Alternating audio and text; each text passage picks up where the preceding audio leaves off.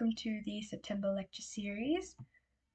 Today we're going to be looking at the Health and Human Development revision slides. So a bit about me before we start. I'm Chanel Noir and I graduated from Clarendon in 2021 with an ATAR of 97.35. I got a raw 46 in health, which I did in 2020. So during COVID, very fun. I'm currently in my second year of undergrad med at Monash Uni. So this was from our recent uni ball. This is me trying to get and failing to get Taylor Swift tickets from the Ticketek monster nightmare terrible experience line and queue. That was awful.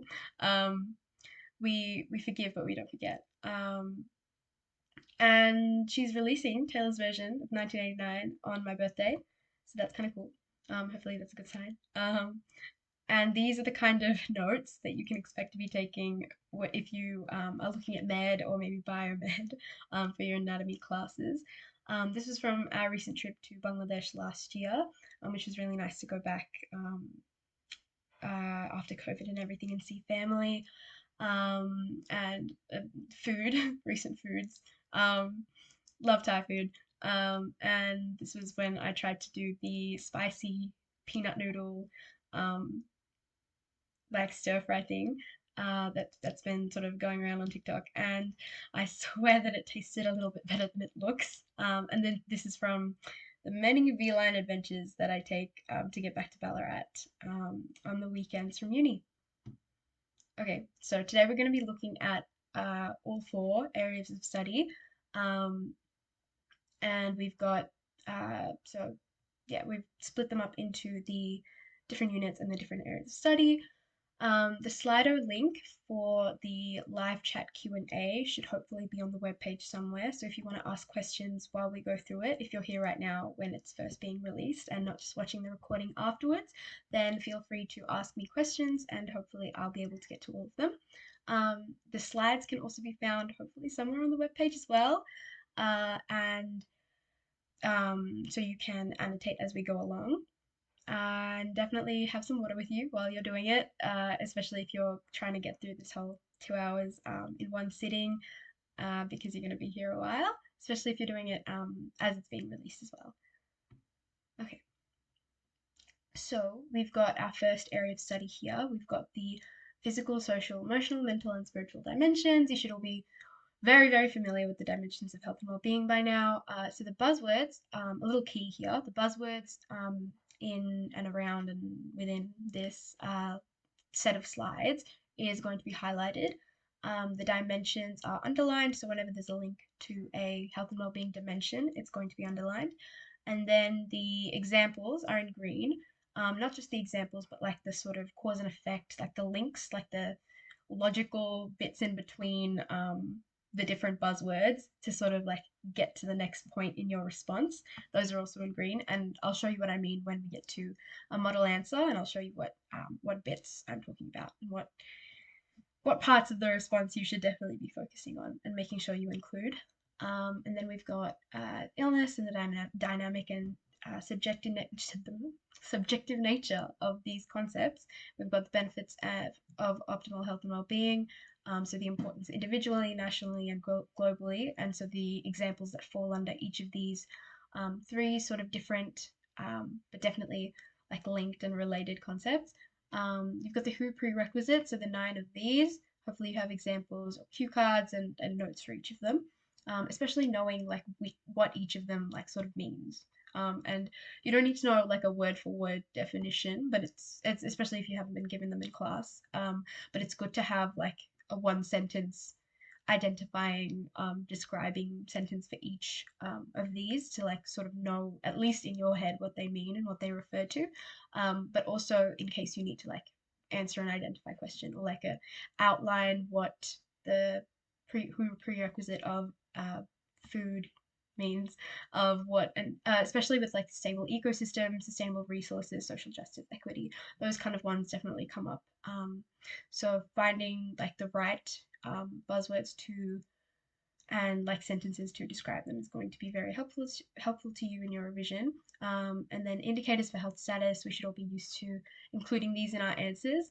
Then we've got the health status of Australians and the different factors that contribute to variations between groups. These are the groups. Contribution to Australia's health status and burden of disease of all of these risk factors, including dietary risk factors as well.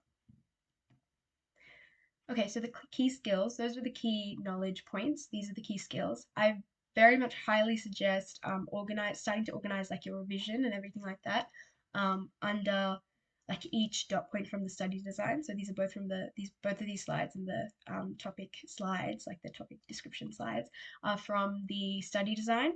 And yeah, so it's super easy to like organize everything and place where everything is and what topic everything is under, and make sure that you've like got enough detail that you're not missing out on points in study design, missing out on content, and like covering all the gaps in your content.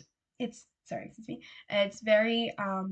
It's a very useful tool. Like the study design is there to guide you in your learning, and it's everything that you're learning. So if you want to start making like a Google Doc or a Word doc, or even like at the back of your notebook, whatever you're using to revise and to keep your notes organized, um, or even like blank piece of paper as well, and then stapling them together or binding them together some way.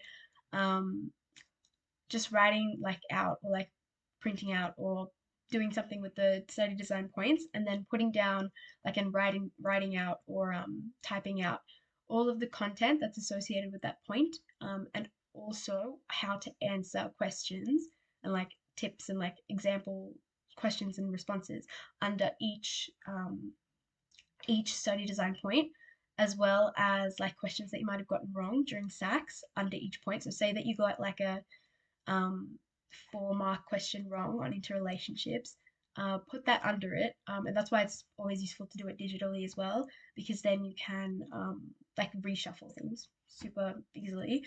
And yeah, it's easier to reshuffle everything and add in extra bits when you remember it, add in extra bits when you learn it. Um, Top tip for uni, actually. That's why a lot of people go digital. Um, Anyways, you can, yeah, use the study design dot points to help you out. All right. So I'll let you peruse these for a bit longer. So we've got the dynamic and ever changing, dynamic being ever changing. So those two words you can use interchangeably. And then it's related to the sort of ideas of chronic versus acute conditions, and health, like changes in health, um, can be chronic or they can be acute. And then we've got subjective, which sort of relates to how everyone experiences diseases and conditions and changes in health really differently. And that's also what the difference is between disease and illness. So, disease is like the actual thing that's happening to you, and illness is how you're experiencing it compared to someone else. So, someone else might break their leg and you might break your leg, but because you have weak bones, or like really bad joints or joint pain as well, like other things affecting your health, um, you experience that a lot worse than someone who doesn't have those other things that's going on with them. And so their experience of that same disease is going to be different to yours, and that's what illness is, your personal experience of health. And then we've got the interrelationships. So we know that when there's a question about interrelationships, not relationships, but interrelationships, we have to go from one dimension to the second dimension and then back to the first dimension. So in a circle. I don't know why I did circle like that. In a circle. Um, then we need to explain the individual and collective importance of health and well-being as a resource. We're going to get to that in a second. And then we have the global benefits. So all of that's sort of one topic. And then prerequisites. So name and define the prerequisite, whether there's a lack of the prerequisite or the presence of it. So this is like an example. So explain the effect lack of peace. Oh, explain the effect of lack of peace on the health and well-being of the community, like in a country or something like that, like in Australia or in a different country, versus explain how peace can positively influence health and well-being. So there's the first question is talking about a lack of peace, and then the second question is talking about like peace and there being and the presence of peace. So those two are different. They're going to be different concepts in like how you're phrasing your answer. So that's really important to think about and to prepare yourself for. And that definitely comes back to annotating the question and making sure that you have like the right frame when you're answering. Okay, so we've got describe and apply indicators used to measure health status. So always, always, always use the correct units and be super mindful of what you're trying to relate one indicator to in terms of like numbers and their units. So we've got per 1,000 live births for IMR, infant mortality rate, compared to per 100,000 live births for MMR. And I'm hoping these are the right ones. Yeah, because I used to think it was 10,000, but then I double checked and it was 100,000. So hopefully that is the right one. But yes, so you need to have per live births and per whichever the right, like whichever one relates to which health status indicator you're using. So 1,000, sorry, or 100,000 live births. And don't get them mixed up as well. You might lose a mark if your examiner's paying enough attention. And then you want to use data to describe and evaluate the health status of Australians.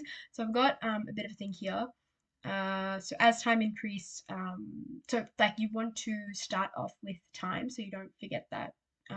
So as time increased or progressed or passed from like 1989 to Taylor Swift, 1989 to 2009. So the ending year of whichever graph you're looking at, whatever part of interest of the graph that you're looking at, and like say there's like the bump or the rise from 1989 to 2009. You want to say the first year, so time starting at one point and then ending at another point.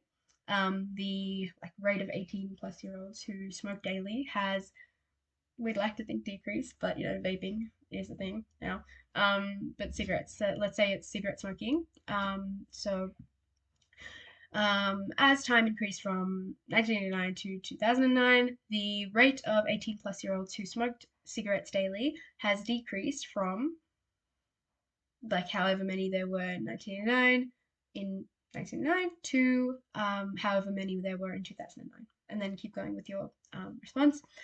So analyze patterns in morbidity and mortality in Australians of time. Analyze health information to explain factors that contribute to variations in health status between population groups.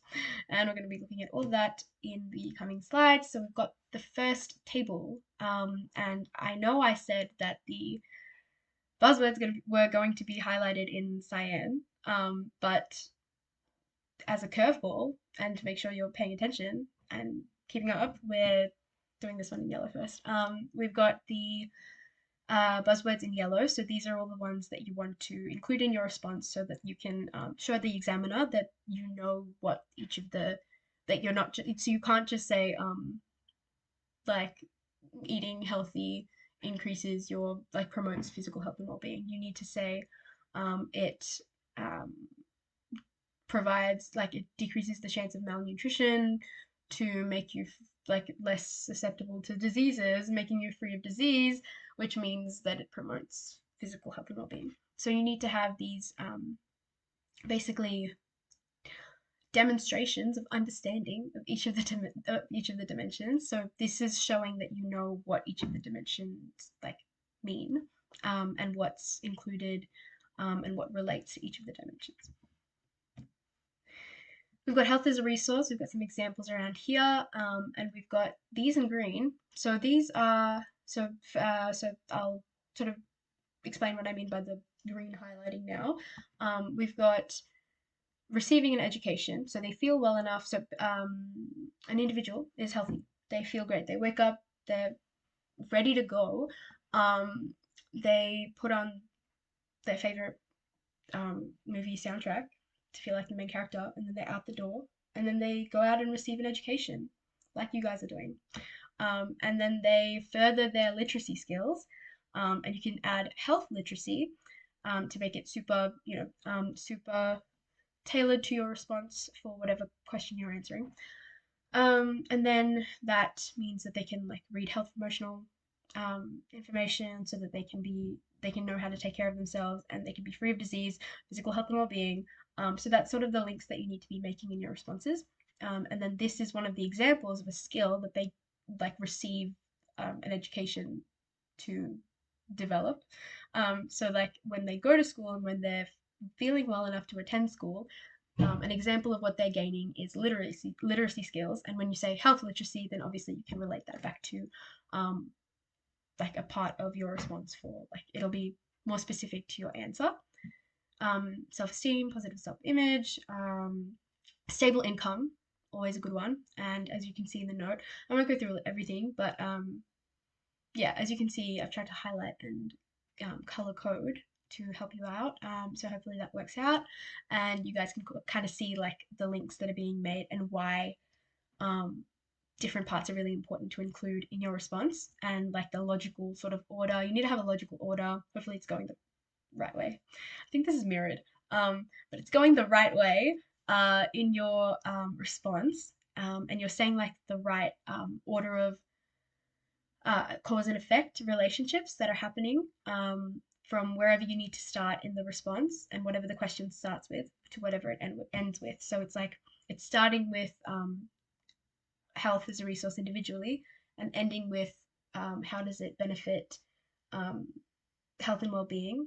So you need to start with someone like an individual feeling well enough feeling well enough, or an individual having optimal health and well-being, um, or having optimal health, and then how that um, like what that relates to, and then what that relates to, and however many it sort of takes to get to a dimension of health and well-being.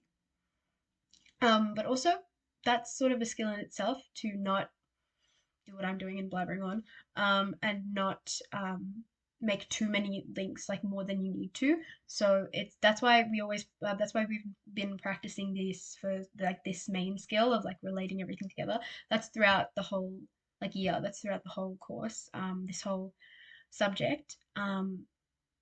To be able to make those links succinctly, but also say everything you need to say. So like that middle ground that you need to do. And I always struggled, like personally, if anyone's out there and they're struggling to like write out everything you need to write out, I was a very slow writer myself. So it does get better, but only through practice. So you have to keep practicing, keep doing those practice questions and practice exams, and eventually you'll find that healthy middle ground between like adding too much detail and having not enough detail. So we've got our top tips in light blue text boxes. So when you see those, definitely don't ignore them and have a look at them, and really absorb them. So we've got our first tip, and it is link to income and taxation when you can, like especially for the resource questions because they're so like convenient to link to the different health and well-being dimensions as well as like human development um, indicators and like all of the different facets and parts of human development. Um, yeah, so then like your starting point, like what I was saying before, people are healthy so they can go to work, and then have an income, and then they can buy medicine or like food and they can not be malnourished, or they can contribute to the economy of the nation. Patriotism. Yeah, we love Australia. The land of, I was going to say the land of the free. That's America. Um, we are one and free. That's the one. Okay. Um, guys, I'm a citizen, I swear. Okay. Yeah, and then they can also develop the governments can then develop better healthcare systems, and then they can enable universal healthcare, so like Medicare. Um, Governments can use the income from taxation to improve like infrastructure, so parks and roads, and then like however you need to link that. Maybe you need to link that back to another part of the question that's asking you to do. Like they might be asking like, oh, health and human development, health and human development, a health and well-being dimension to like how does that How does health as a resource benefit health and well-being, national health and well-being, and human development? So you go from people being well enough to work, they can gain an income, which is then taxed, and the governments can use that. They can gain an income, um, and so the country can grow economically, and then that is a resource that's a benefit nationally. And then the government can then use that to improve parks, which can improve the quality of life, and then you relate it to a part of human development. Um, and then resource globally. I'll stop blabbering on about this one. Let's keep moving. So questions about factors contributing to variations, so like the biological, sociocultural, and geographical, environmental, that's the one. Those three, um, they usually follow quite like the same formula of questions. So you can expect to see something like explain how one factor of health may contribute to the differences in health statuses of group X and group Y. And then you follow these steps. So you identify the factor of health, you define it if you think it's necessary for the amount of marks that it's been given as a question, so how many marks it's been allocated. Then then you have to contrast the two groups regarding that health factor, and then explain and then you have the example of the subsequent impact on health. So that's your link, that's your logical sort of cause and effect relationship. Um, and then you explain the health that in terms of health status. And then contrast. So this is very important. Must have buzzwords or phrases that show you've made a contrast. So group X is more likely to have a higher MMR compared to group Y. Compared to. That has to be somewhere in your answer. So that the examiner can be super clear that yes, you've definitely compared the two. Um, okay. This is the example response. Hopefully you have that in your slides and you're looking at that now. And then we've got, like I said, in green, one of the examples. So CVD. And then increases risks of diseases. And it's got CVD, right? But it's also got that added going undiagnosed and untreated. And so like that's really important because it's super specific to access to healthcare in itself. Because like what it's saying is and it shows the examiner that you're actually paying, you're switched on, you're paying attention to your response, and you're not just saying like increases risk of diseases, e.g. CVD. Like you've used, it's also like the go-to disease, right? CVD. CVD is everywhere. Like everything causes CVD. Um, it's a plague. Um, touch wood because we use plague a lot and we made jokes and then COVID. That's not great. So we've got the increased risk of CVD, but we've also got going undiagnosed and untreated because you're not accessing that healthcare. So you've made this response has made it really specific to the sociocultural factor of health that we're looking at in the question. Not in the question that we've chosen to look at because it hasn't said to pick a certain one. So we've chosen sociocultural factor of health, access to healthcare. We've compared the two at the start, and we've also compared with than at the end, and made it super clear. And we've also gone to an EG disease. We've got included an example, and we've also made that example specific to our factor. And then you can apply this answer structure for when you have to compare the health status and burden of disease between different groups and communities within a country, so within Australia, and between populations of/within middle and low income countries, high, middle, and low income countries. So that just means so within Australia, or between populations within a country, or populations of different countries. Because especially with middle income countries, you might be asked to you might be asked to compare different populations within that middle income country. So we've oh dear. I hope nothing goes wrong if I actually press a key. Okay, good. Hopefully that didn't do anything to the recording. And I also hope I'm being loud enough. So we've got the different factors, and I've included like just a list, just some links there. So hopefully that shows up well in your slides and you can read that all good. Then we've got dietary risks as well. I've added these in as well for you guys to look at. We've got some more here. And then we've moved on to topic 2. We made it, guys. You can do it. See, that wasn't that hard. We can do this. And touch wood again. Because I don't want to jinx you guys for the exam. Okay, so we've got improvements in Australia's health status since the 1900s and reasons for these improvements. So sorry, we're on area of study 2 in unit 3. And then we've got focusing on policy and practice relating to the different health models, the different models of health. Yep. And then like health promotion and everything like that. The Ottawa Charter, and the relationship between the different models of health as well, comparing and contrasting and similarities, differences, advantages, disadvantages. There's a lot of content in health, guys. It's very content heavy. Okay, so we've got Australia's health system, including Medicare, private health insurance, the PBS, and the NDIS, and then relating it to funding, sustainability, access, and equity. Funding, oh, okay. Funding is super important as well. I've got some examples of sustainability, access, and equity in the coming slides, but I don't have specifically funding, but hopefully you have that in your notes as well. Excuse me. So we've got the role of health promotion, improving population health, focusing on, and this is your case study. So this is your area of study. No, this is your like specific health risk that you guys are looking at in class currently. So I'm hoping it is, I'm pretty sure it has to be the same at all schools, that you just do the one.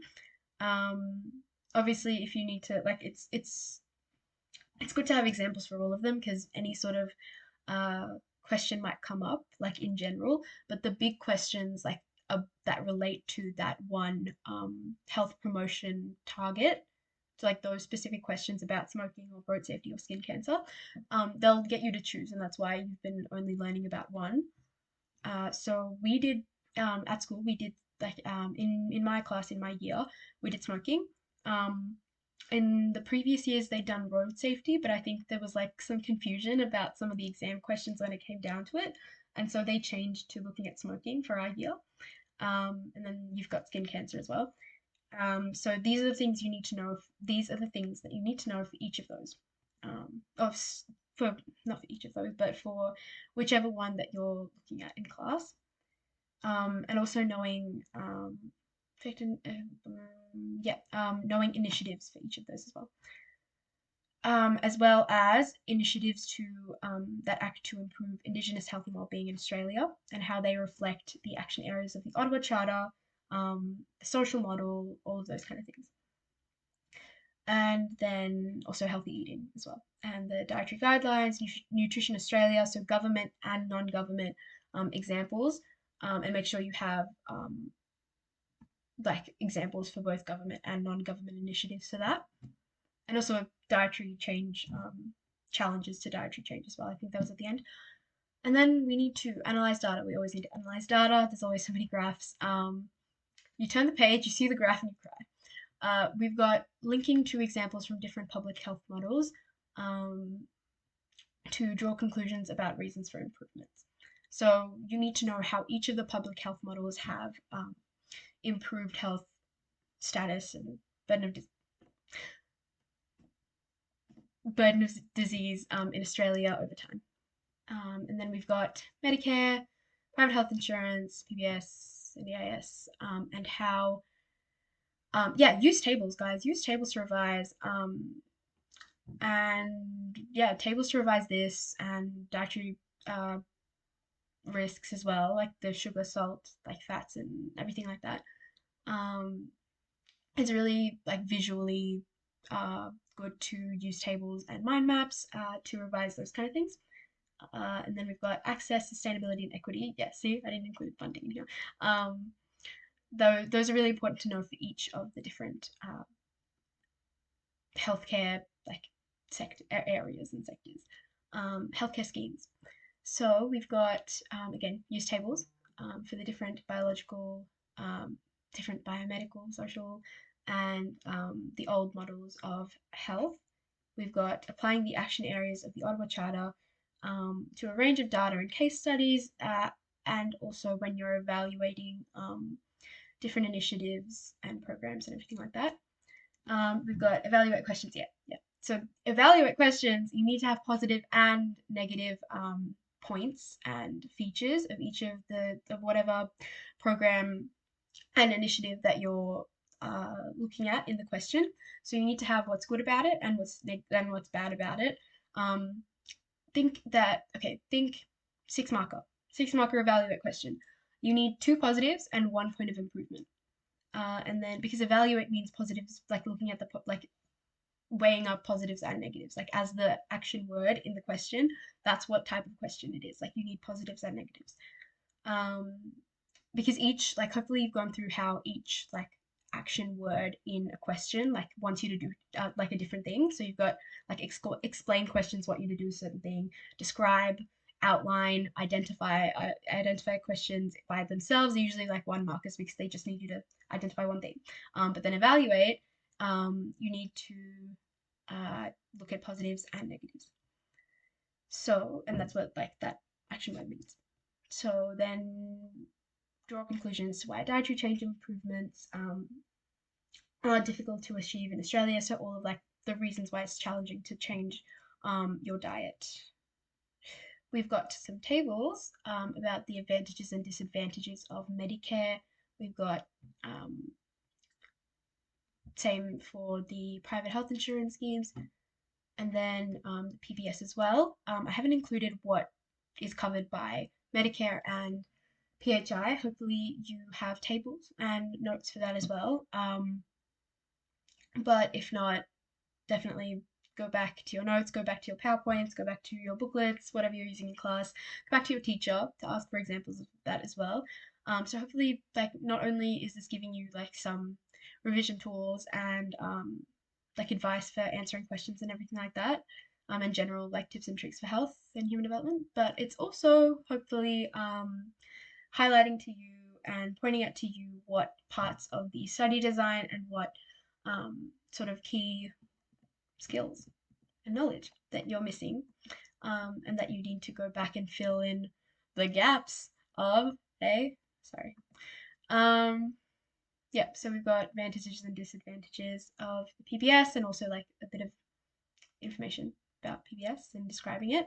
It's also important to know how to describe each of the different schemes. Like Medicare, Medicare is the universal healthcare scheme for Australians, and also partnered countries.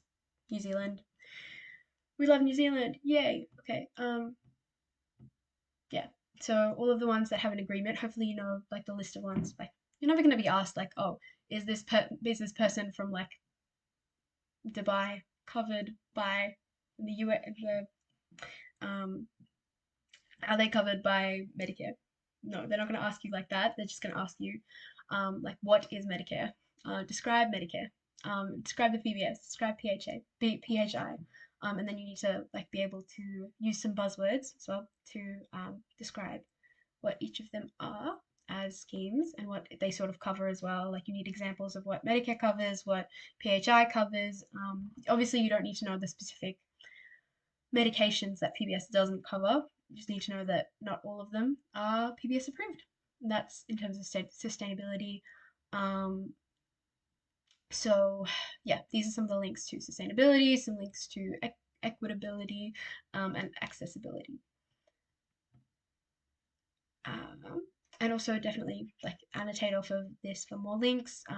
Links to like always be practicing, guys. Always be practicing. Like you see someone like fall over, like you see someone trip in class, think about how that affects their mental health and well-being, and relate that back to their spiritual health and well-being. Always be practicing, like annotate off what this relates to in terms of the health and well-being of someone who needs the medication of that like medication that's not approved by PBS, so they don't have it covered. PBS safety net gives people extra financial assistance if they require medication more often. So that's equity. It reduces their stress. It makes sure that they are free of disease. So the mental health and well-being, and physical health and well-being. All those kind of things. Always be practicing links to different things. Always be thinking about different links, especially in class. Like, um, yes, let health and human development, let the subject follow you outside of class into your everyday. But also, especially when you're in class, at least, focus, be super present in class, and try to think of different links whenever something comes up, when a new piece of content comes up. Always be thinking about, oh, okay, I'll get the ball rolling now before we like do a practice question in class. How does whatever like is up on the board relate to a dimension of health and well-being, or relate to human development, something like that. Okay, so we've got the old public health model and the new public health model, or like old public health and new public health, rather, and what each of them focuses on. So because old public health focused on infectious and contagious communicable diseases, you can use any of the words when you're describing them in your response, because that was the focus of old public health. It needed to like the things that it focused so this is the focus, and so the way that they like addressed that focus and stopped the spread of infectious and communicable contagious diseases is through addressing these points. So sanitation, safe water, nutrition, housing conditions, like ventilation. So like ventilation, you related to like tuberculosis and TB, and respiratory diseases. So like again, like always be switched on, always be thinking about links. What can I relate safe water to? Cholera. That's really aggressive. Like safe water, cholera. Sanitation, and so sanitation, like gastro, right? If there's like um, poor management of waste products, then like it's more likely to like infect, like you're more likely to spread like gastrointestinal diseases and those kind of things. Um, we've also got, yes, housing conditions like ventilation, overcrowding as well. So that obviously impacts how quickly diseases spread. And then better work conditions as well, so less injuries.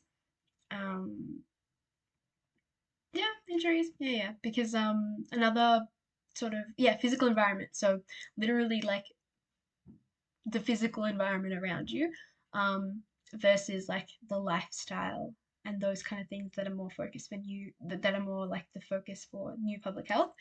So the physical environment was very important, and changing the physical environment to address these diseases was very important in old public health. So better work conditions, like better infrastructure, better like having railings and having safe environments, versus lifestyle and non-communicable diseases that were the focus of new public health. So think CVD, diabetes, those kind of things, those kind of conditions. And then the consideration was put on physical, sociocultural, and political environments, rather than like just the physical environment, um, and how those impacted health, so that they could address, and they can still address, non-communicable and lifestyle diseases through health promotions, especially. Okay, so we've got the biomedical model of health, and then we've got the social model of health. Key points are there, key points are there. And then, yes, so you need to think about the social, economic, environmental factors and determinants of health.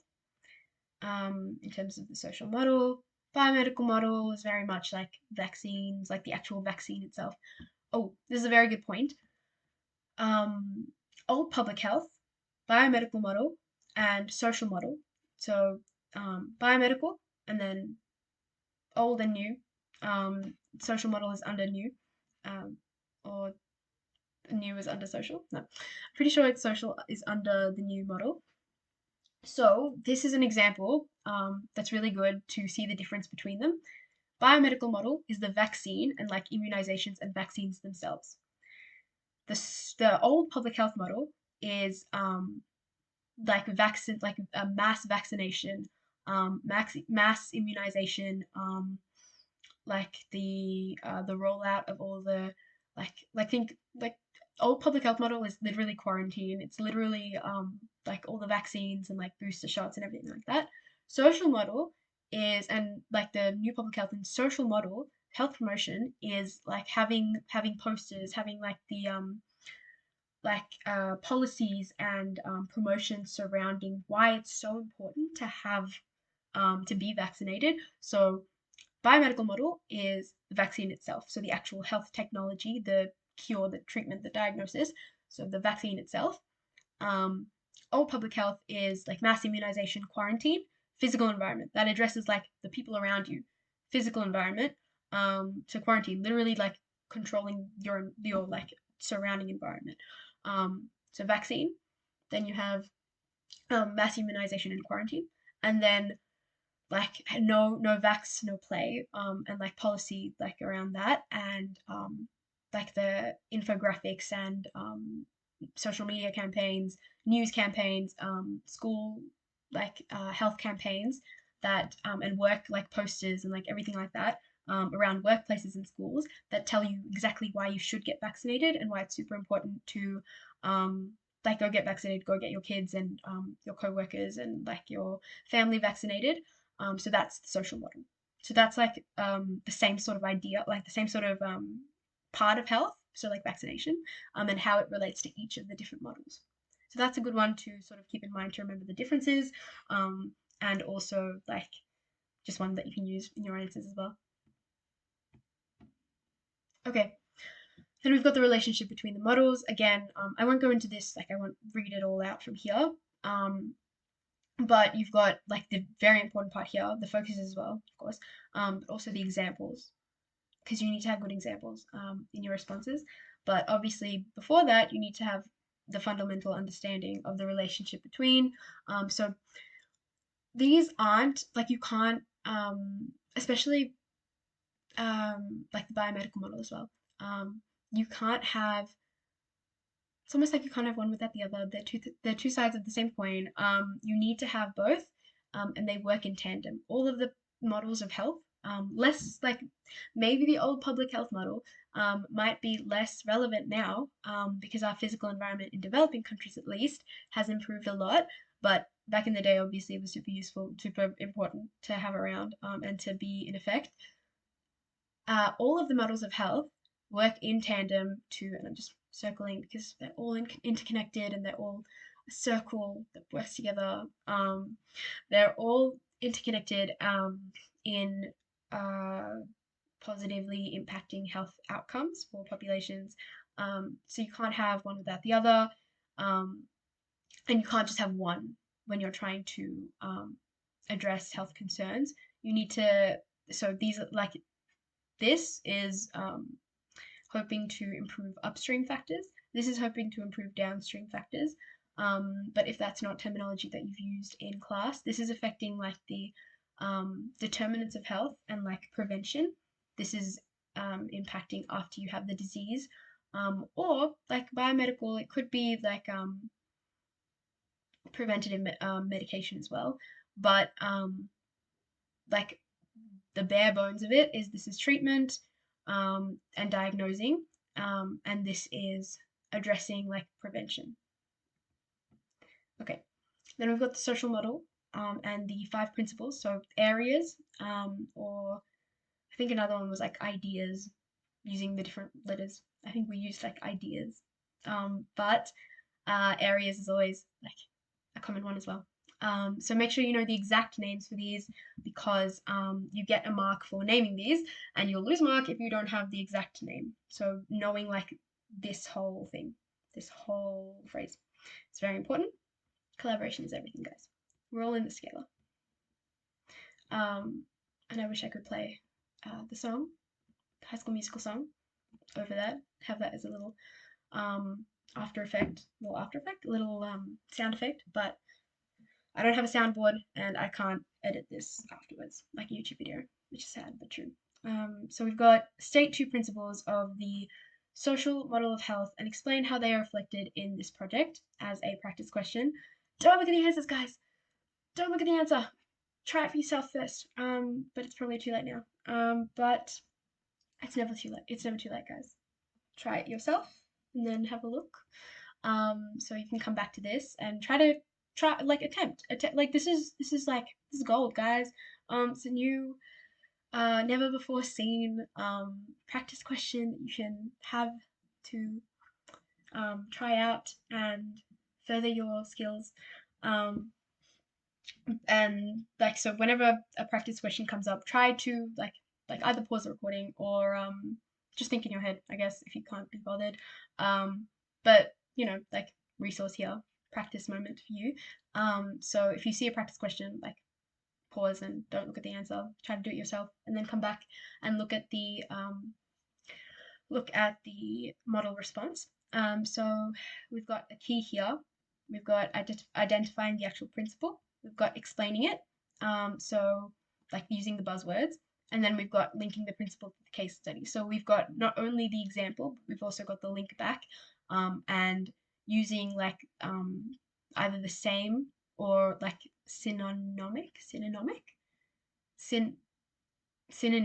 of the buzzwords, to link it back and make it super tight, super cinched, together. So we'll do this one first. So it involves intersectoral collaboration. That was my go-to. I loved collaboration, guys. I love this one because it was like you could just do so much with it. Also empowering individuals and communities whenever there was like a education campaign, or um, like a skills thing where they worked with the community in question to like improve their skills and improve their health knowledge, or improve their their awareness and how to take control of their own health. Like, I found that super like applicable to a lot of different questions and a lot of different case studies. So I always went with either of these two. Yeah, so we've got the program involves several organizations. Oh, in this project. Never mind, guys. You actually can't attempt this question because you don't know what the project is. That's my bad. That's on me.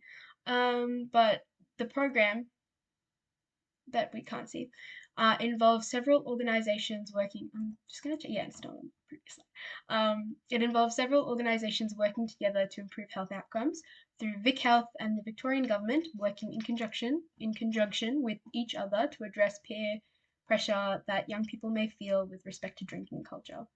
Um, Guys, you don't need to drink to have fun. You really don't. You really don't. Um, when we've got our examples here, I would even say that I would go back and change this because I liked to do government and private sector when I did the responses for involves intersectoral collaboration as well as my principle of choice. So I would do. I can't think of one right now. But if you've got I always used to do like it'd be like a question about like roads, and I'd do like, oh, like the infrastructure department in the government would work with non-government building organizations and building businesses to build better roads and yeah, safer roads and stuff like that to address um better health, like mortality rates from fatal car crashes and stuff like that. So you can do like, to make it really fleshed out as a response, you can do government and non-government sectors collaborating together, because that really shows like intersectoral collaboration, like not just the public sector, but also the private businesses, non-government businesses, all collaborating together. Okay, the Ottawa Charter, and our favorite little mnemonic, I think. Yeah, to remember. Bad cats smell dead rats. You never forget that. You actually never forget that. I still think about the dead rats and the bad cats all the time. Um, we've got the three strategies, so AIM, or however you want to remember these as well. And knowing all of the buzzwords again. Buzzwords should be in highlighted in blue, but that's okay. I forgot to do that. That's again on me. Um, we've got, so it's developed from the social model of health, and there's the definition that's associated with the Ottawa Charter. So the WHO developed this back in the day. And then, so we've got our action areas, which are super, super, super important. Um, you see more questions about the action areas, but don't forget about the strategies as well, because they're important as well. They might come up in a question, you never know. So it's important to have examples that relate to each of them. So advocating, supporting health promotion by lobbying government. So that's like trying to pass bills for like banning cigarette smoking and all of that. I think they're trying to do that in England, like Britain right now. So that was kind of cool. I don't know if it was a fake article, but it'd be cool to see if that works out and how that pans out. Um, yeah. So advocating, enabling, mediating, and then you've got the action areas. Action areas super, super, super, super, super, super key to have examples for each of them with the different health risks as well. So like with your like smoking, skin cancer, and road safety. We've got distinguishing social model and Ottawa Charter. So we've got the social model of health principles here. We've got the Ottawa Charter, action areas, and the explanations as well. So there's a lot of overlap. So these are the overlaps here. But remembering that there's different buzzwords. They kind of overlap in buzzwords too. But just remembering to not confuse yourself, because you never know. Like you could be writing out your response, but then you link it back to like the social model. So it involves intersectoral collaboration instead of saying strengthening community action, or developing, or saying like develop personal skills when really you needed to write. And the question asked about the social model, and you needed to write out and link it back to empower individuals and communities, and not say this word, but say this word. We love a picky study design. Yeah, its health is very nitpicky in its study design. Bio too. I remember that being the two subjects that really, like, was really stringent and strict about their buzzwords and about different like specifics when you're responding to a question. Sadly, we didn't have any, or at least my class in my school didn't have any. No, they took out all their multiple choice in health and human development, I think. So at least bio had multiple choice questions, but health does not. So it's going to be nitpicking your short answer questions and essay questions all throughout. So very enjoyable. We've got the two different types of questions relating to Indigenous health and well-being. Um, so that's another point from the study design. Initiatives that relate to promoting Indigenous health and well-being. We've got evaluate information from a case study. So like one of the initiatives that there'll be a question on. So they'll give you like a couple of paragraphs about a health initiative, and you need to link it to whatever the question asks, or evaluate it rather, to see the positives and negatives and about that case study and about that initiative and program. And two, you need to be able to relate your own knowledge of an initiative. So that's why it's important to have initiatives in your sleeves, under your sleeves, and be ready with examples of initiatives, just a couple, and link it to the Ottawa Charter. So different ways of approaching these. We've got common questions here. Sorry, when I look to the side, I'm just looking at the timer. I don't want to go over time. And I want to keep to a good pace. So we've got common Indigenous health and wellbeing questions, including that. So it includes students being provided with a case study and having to evaluate the potential. So this is how it's usually phrased: evaluate the potential of this program in improving the mental health and well-being. It won't be that specific. It'll usually be health and well-being of Indigenous Australians, and then the criteria that you need to talk about when you're evaluating any program, including like the ones for smoking, road safety, and skin cancer, all of those. These are the criteria that you can include in your responses. So think again to the 6 markers. We've got 2 points of these as points that the program does like include and address. And then you've got one. Usually I did health issues. It's not here right now, but it's in the next couple slides. I usually did something about transparency. Testimonials. That's the one. Because you're looking at the potential for it to be successful, for it to be effective as a program. And I always did testimonials to show that there was evidence that it was.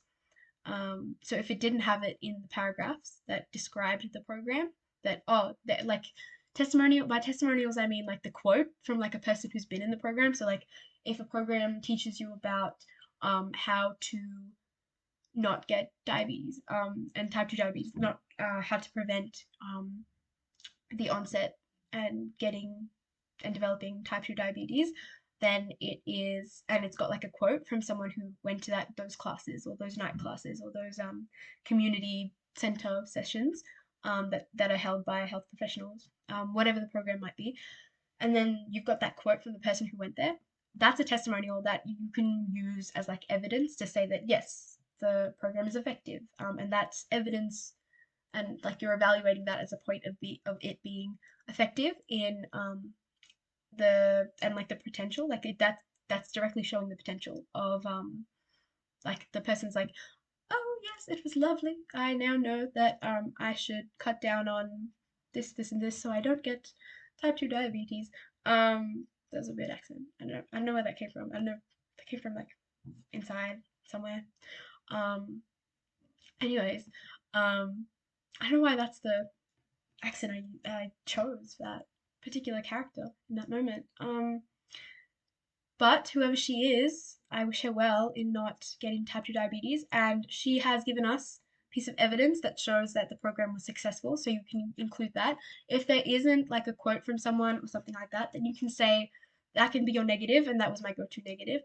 Like a point of improvement for the program could be advertising or having a specific section on their website or on their webpage that shows testimonials and shows evidence, shows testimonials and quotes of people who've been in the program to evidence how it is a effective program and effective initiative in addressing type 2 diabetes, the incidence of type 2 diabetes, the prevalence, and so on and so forth. Yep, so these are the criteria that you can go back to. Here is a practice question. This one we actually do have, guys. Otitis media. Nasty thing. Ear infection. Not fun. Not fun. If you've ever ruptured your eardrum, I have. Not fun. Terrible time. Getting flashbacks, guys. I'm sorry. It was a hard time. Okay. I'm not. It's super painful, guys. Go to the doctor early. Don't burst your eardrum. This has been a PSA, which is appropriate because this is health and well-being, and we're all about health promotion. So go see a doctor early if your ear starts to hurt. Not to scare anyone. Not to scare anyone. Hopefully you had a good look at that while I was reminiscing on health experiences of the ghost of health past, the ghost of ear infections past. Okay, this is the response, the model response, and for this one, I think we actually have the right key, the right highlighting and underlining, and so on and so forth. I've done it as 1, 1, 1, 1, 1, 1, 1 because this is all 1 mark. I'm kidding. This is not worth 1 mark. This is all 6, right? This I don't like this being here because this should technically be here, but also it should be here because you need this last sentence. Note, students must have the final evaluation sentence to receive full marks. You don't just want to end it here. You need to answer the question because you start from the get-go. If you're still at this point, really, guys, at this point in the year, if you're still starting with like the program is super effective in improving Indigenous health. There we go. Improving Indigenous health and well-being through many different aspects and many different and like in numerous ways, a plethora of ways. Don't include the fluffy start sentence. Go right into it. Hopefully, your teachers have drilled that into you by this point. And you're hopefully you're starting from the like jumping right in and saying the program can be said to be culturally appropriate. So that's one, that's buzzword right there, you know. That is our first element of an effective program. That is our first criteria that we've gone back to. So culturally appropriate, that's our first criteria point. And then we've got it provides, so it's the example. So the like, yes, I've highlighted like so again, this is what I was talking about in terms of like what I've highlighted in green. It's the actual example of like, oh, e.g. CVD, e.g. type 2 diabetes. So your examples, but also what the like links and the logic like this I've highlighted like you need to include the logic from point A to point B, so it can't just be culturally appropriate, um and then access to information, because like the green is also like the evidence from the I've also highlighted in green the bits of the case study that you want to draw from. So we've got resources in 22 different languages, in 22 different Indigenous languages about key ear health information. So that's directly from the case study. That's your like little like evidence, your quote, your example. You don't have to put it in quotation marks, but it's always good to, because it shows the examiner that you've got it, like you've taken it specifically from the case study. So use quotes, use quotation marks. Yeah, if I was to, yeah, I would go back and add quotations. So if you're annotating along, add quotation marks to the bits that come directly from here. Because then it's like super clear to you and the examiner. So when you're looking back and checking over your responses, you can see that yes, I've got one piece of the case study here, I've got another piece here, and I've got another piece here. So that's all good. Or if it's a negative and you're talking about something it doesn't have, then you'd have like two sets of quotations for two examples from the case study. So we've got culturally appropriate because of the different languages and the variety of languages. We've also got, maybe I'll just have that here actually, so I can use, I don't have to go on the other side. And then we have like the logic.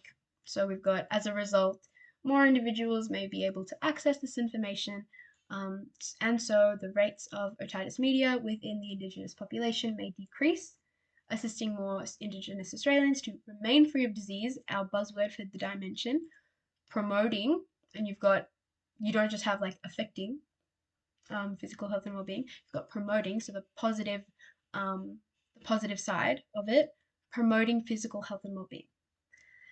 Then you've got your next one. So you're talking about an action area, which is definitely a criteria, but try not to use just two different, when you're evaluating an initiative and it's not specifically said, like, evaluate this initiative in relation to its capacity to improve Indigenous health and well-being,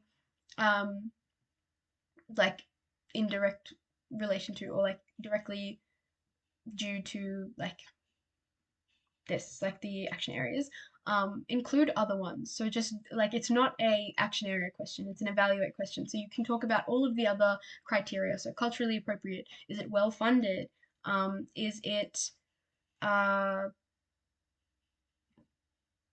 transparent? Does it have the testimonials?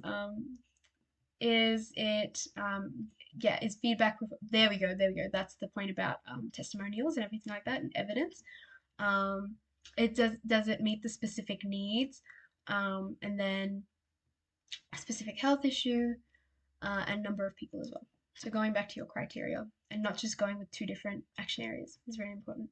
And then your link. So you need like, that's one sentence and then another sentence to health and well-being. So that's one about the evaluation and then another one about like that link to health and well-being. Then you've got the next one. Then you've got the last one. And then you've got this very, very, very crucial end sentence because it's in purple. And so that means, look at me, look at me. I'm in a different color, so I'm important. Yeah, that's what this is communicating.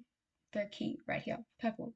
Overall, this program can be said to be successful in promoting Indigenous health and well-being. that is the direct answer to this question. This is all of your like elaboration and evidence and everything, but this is actually answering the question, and you need this to get full marks. Okay. Aboriginal quitline is one of the examples of initiatives that you can use. So those are the reflections and links back to the Ottawa Charter down there for you. That's your summary up there, and then we've got another one here. So Aboriginal Road to Good Health. So those are again reflections. So this has a bit more for you down, a bit more, a couple more links. So we've got one more compared to here. So this is a good one to do as well. And then like the aim here, prevention of diabetes and other chronic diseases, so lifestyle ones, healthy lifestyles, so non-communicable diseases. We've got, and then I've just got some examples and health promotion stuff, and some links to the action areas for each. I haven't, guys, I haven't just done my own people. I haven't just done smoking, you know? I thought about all the other kids who are doing skin cancer in class, and also road safety in class.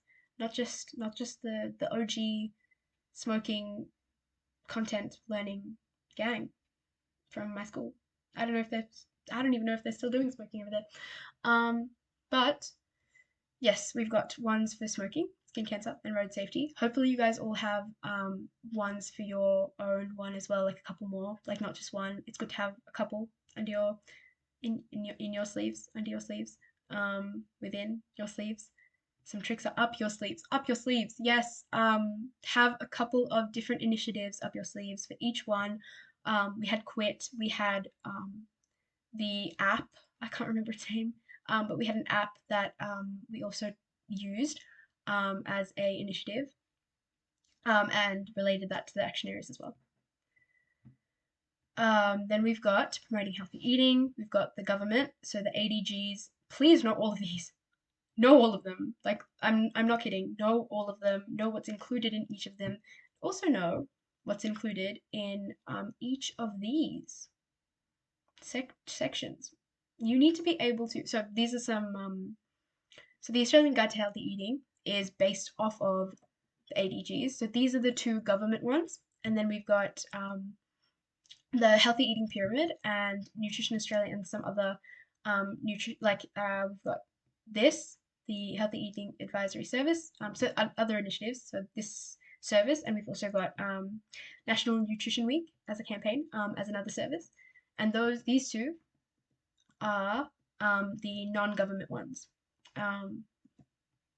So please know them. Please know what's in each of these guidelines and what each of these guidelines cover, and then know what is in each of these wheels, know what's in the wheel, know what's in each of the pie segments. It's pie chart, clearly. And then also niche and seemingly unimportant, but you need to know what is like included outside of the main thing. Like that's a circle and that's a pyramid. But what's outside of them? We've got no added salt and sugar. We've got water, and we've got spices and things. Shouldn't have said things.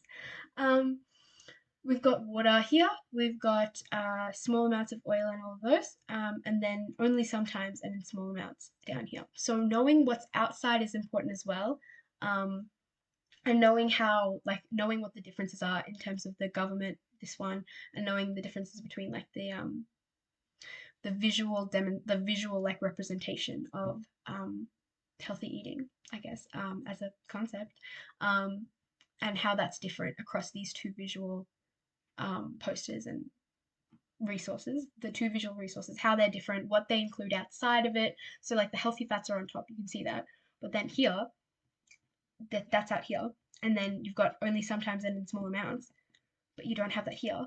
And so it's really important to know how to like phrase that in a question as well. So you need to use like quotations to like say, like if you want to say this, like you need quotations around like the Australian Guide to Healthy Eating has a section down the bottom, or like has visual representations and images showing in quotations foods that are in quotations only sometimes and in small. Sorry, I need to write this down. That's on me, but So the ADGs have a section at the bottom containing images of foods that should be eaten, quotations, only sometimes and in small amounts, end quote. So that's how you can like start to form how to like knowing the content and knowing what each of it looks like is fine, but you need to know how to word it in your responses. So definitely the answer is to attempt practice questions about healthy eating and promoting healthy eating and the different initiatives and health promotional resources, non-government and government. So attempting practice questions so you're better, like so you're ready to answer these questions and phrase these. Okay. Nutrition Australia, healthy eating pyramid. So the differences between the government and the non-government again, and what these two, like what these ones address. So you can see like the ADGs 2 and 3 are addressed by AGHE, so the Australian Guide to Healthy Eating. This is the pyramid addressing 1, 2, and 3. Okay, and then we've got high scoring students. Hopefully you can read this. I don't know if this is hard to read on your slides. Hopefully not. Excuse me. So you've got high scoring students learn each individual layer and refer to them in their answers. So know what's, excuse me again, know what's in each of these layers, know what's in each of these little pie segments, and also what's around it and surrounding, and the specific wording as well. We've got, yes, the other initiatives here. We've got challenges and dietary change. So I've included a couple of these and some of the like EGs, some of the I haven't color coded these, but we've got the EGs next to it. So hopefully there's no confusion. Hopefully there's not too much confusion in how you would embed these and how you would include these in your responses and like the sort of logic. Again, I don't know which way it looks, but the logical order and the logical order of mentioning like all of these and the cause and effect of all of these. So full-time working parents may purchase convenience foods as opposed to cooking fresh meals from scratch, which affects like the nutrition. That was a weird way of saying it.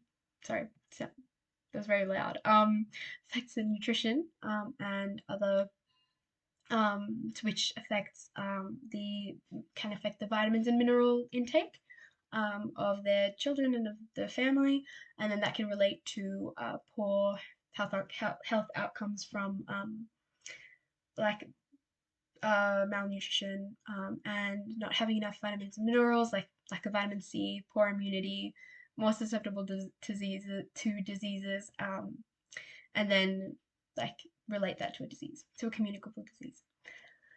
And then, yes, so we've got food insecurity, education, nutrition knowledge, and cooking skills, food marketing, time constraints, and convenience. So top tip in your response, hopefully you can see, my image might be like me, my little screen might be down here. So hopefully you can read this in your slides.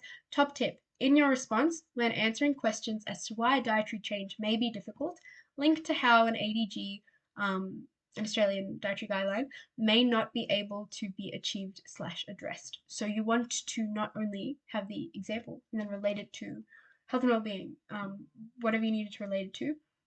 You can also like mention that it doesn't like that an ADG might not be able to be addressed and might not be positively affected or like be contributed to in terms of addressing and might not be achieved because of that health, because of that challenge. So yeah, so like because of food security and having food insecurity, then one of the ADGs might not be achieved. And then yeah, all of that, embed that in, and that'll like beef up your response and really flesh it out. And that way you can include more content and include more depth into your response as well. And then we have key knowledge for topic 3. So the characteristics of high, middle, and low income countries, similarities and differences in health status between between these different categories of countries, including Australia. So knowing where we sit in that, and also knowing where we sit. This will be more relevant to like this down here, the global trends and implications of health and well-being. Knowing actually maybe I'm thinking of geography when I did geography back in the day. I don't think so. Knowing where we sit in the ranking of CO2 emissions, maybe that was geography actually. I was, yeah, yep, I was mixing my subjects. My bad. Um, yes, knowing where like, but still relevant. Knowing that we are a contributor to global emissions, um, as a as a high income country, um, seeing where the middle income countries sit and what is considered a middle income country as well, and just categorizing them. And also being super mindful when you're annotating questions and reading, and being super mindful to annotate your questions so that you're not confusing like low income with high income and middle income. Because you could just be like trying to read through questions super fast and you're not realizing that you've talked about the wrong type of income country. It's done. It's been done. People did that. People did that all the time. Do I remember doing it? No. Did I do it? Maybe. I don't know. We all make mistakes, guys. But super important to annotate your questions so that you know what kind of income country you need to talk about in your response, because you could just have written a great response about like the impacts of the economic or like the conflict and mass migration as an example, like in low income countries, but you were actually supposed to talk about high income countries, and you should have talked about um, like tourism in high income countries, or like increased digital technologies in high income countries, which was more relevant to your question and would have gotten you the marks. But now that you've talked about low income countries, even though it made complete sense, you lose all your marks, and we don't want that. Okay, and then we've got factors that contribute to similarities and differences in health status and burden of disease, including sanitation, safe water. Those two very big ones. Very good to relate to like a lot of different examples and linking points, so always go-tos. Poverty as well. Inequality and discrimination, good to link to spiritual health and well-being, mental health and well-being, and social health and well-being as well. And then global distribution of and marketing of tobacco, alcohol, and processed foods as well. So that's uh, physical health and well-being. Definitely a big one for that one. But inequality and discrimination related to mass migration, conflict, and people having to leave their homes because they're being persecuted or discriminated against, and then that'll affect like all the dimensions of health. Um, because you think about refugees and everything, and then like conflict and mass migration as well. Think about refugees, and also um, you can link these together and you can use the same sort of example for both of these, same sort of examples, because you can just say mass migration conflict um, equals refugees. It does. So that's what we're saying is the representation of that. So refugees, you can also have climate crisis and climate change refugees because of changing water patterns, changing sea levels, extreme weather events, especially as well, flooding, people losing their homes, people having to move, especially from like small island nations as well. Um, and the mass migration, the refugees that result from conflict and climate change and extreme weather events. You can so you can like have the same example of refugees for both of those, and then relate that to like literally all of the different elements of human development, of health and well-being, health status, and burden of disease. Like obviously a lot of um, variety in what you can link that to. And then the concept and dimensions of sustainability. So the three dimensions: environmental, social, and economic, and the role in the promotion of health and well-being.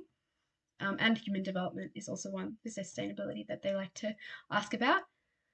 And then the advantages and disadvantages, so like the limitations. Not yeah, better to say limitations as well, in terms of advantages versus limitations of the Human Development Index, because um, it's not a perfect tool when you're assessing the the human development levels of a country, or of a group within a country. So the concept of human development and all the different elements of that, and then the advantages and limitations of the HDR. And then global trends was down the bottom as well. So key skills, we want to be able to describe characteristics of high, middle, and low income countries. We want to be able to evaluate data. We want to analyze factors contributing to the health status. And then, yeah, those are similar ones. And then comparing health data and other information to analyze reasons for health inequalities within one nation, so different groups within the one country and between different countries.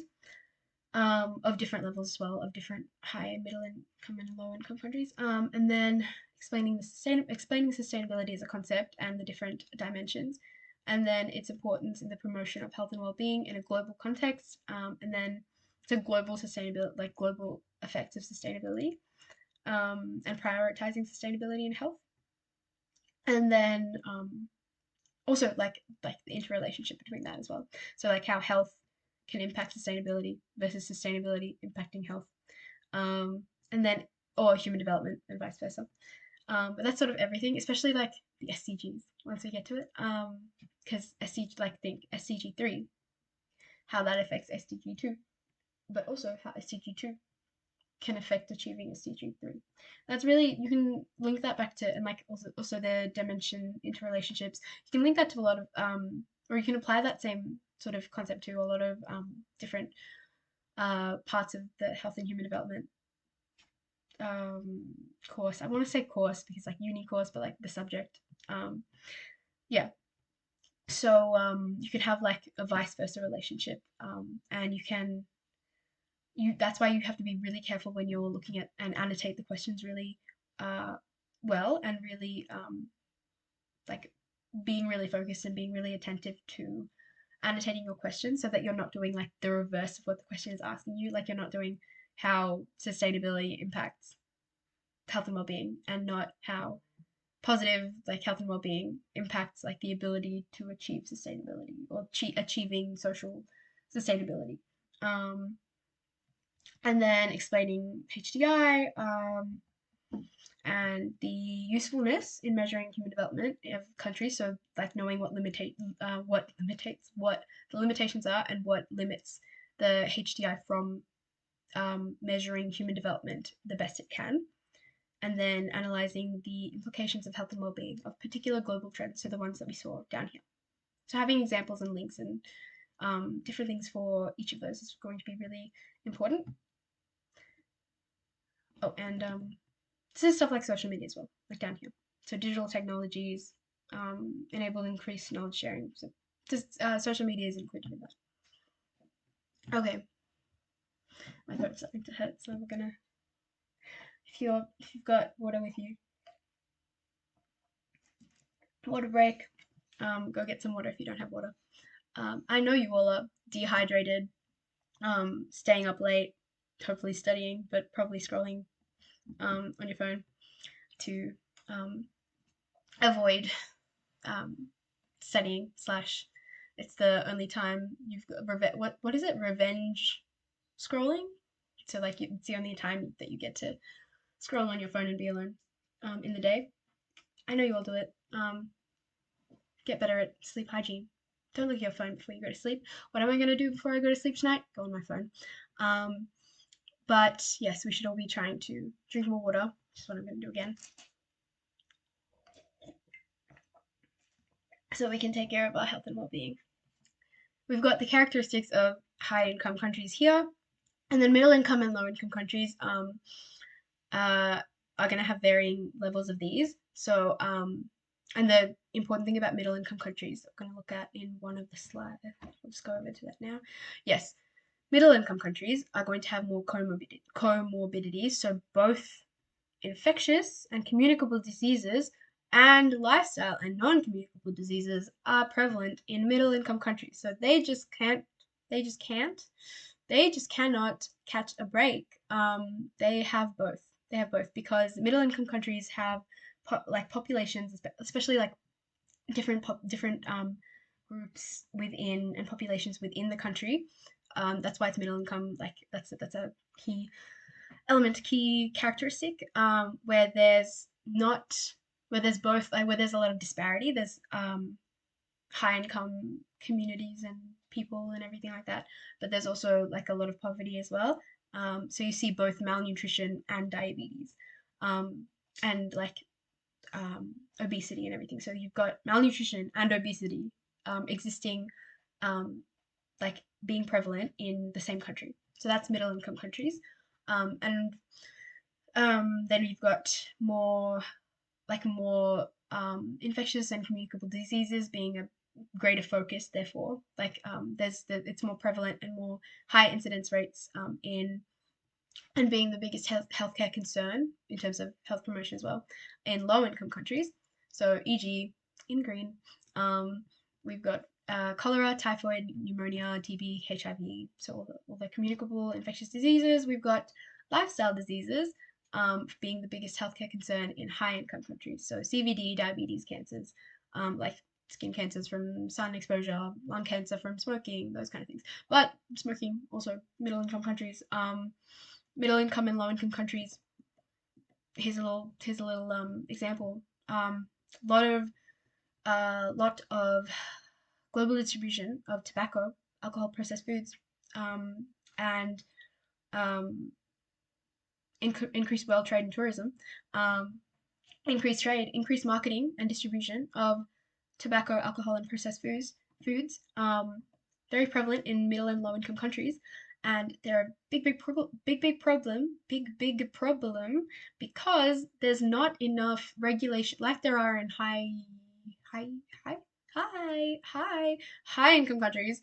There's not a lot of regulations and laws surrounding the marketing and advertisement of all of those different healthcare risks. So like they'll still have like they won't have the gruesome like health photos. I don't know if they took that away now, but from the smoking packets and cigarette packets, they won't have that. They won't have like the really scary like health photos that they do on the packaging, like, or they might, I don't know if they took them away. Um but if they still do have them um on the packaging to like deter people from smoking. That's not a requirement in low and middle income countries for them to do that legally.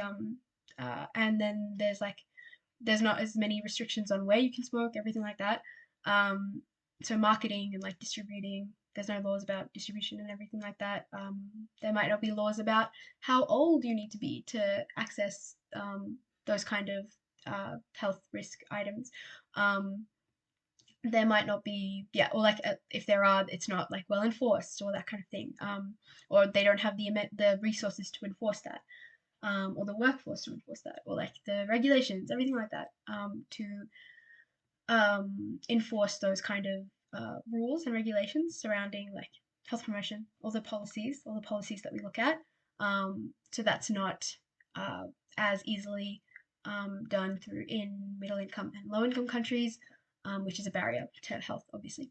And I was going to say something else about tobacco and global. Yes, and in middle income countries as well. So there's a lot of advertising because, like, low income countries, they'll get there. The corporations will definitely get there. Like, they'll definitely infect those areas too.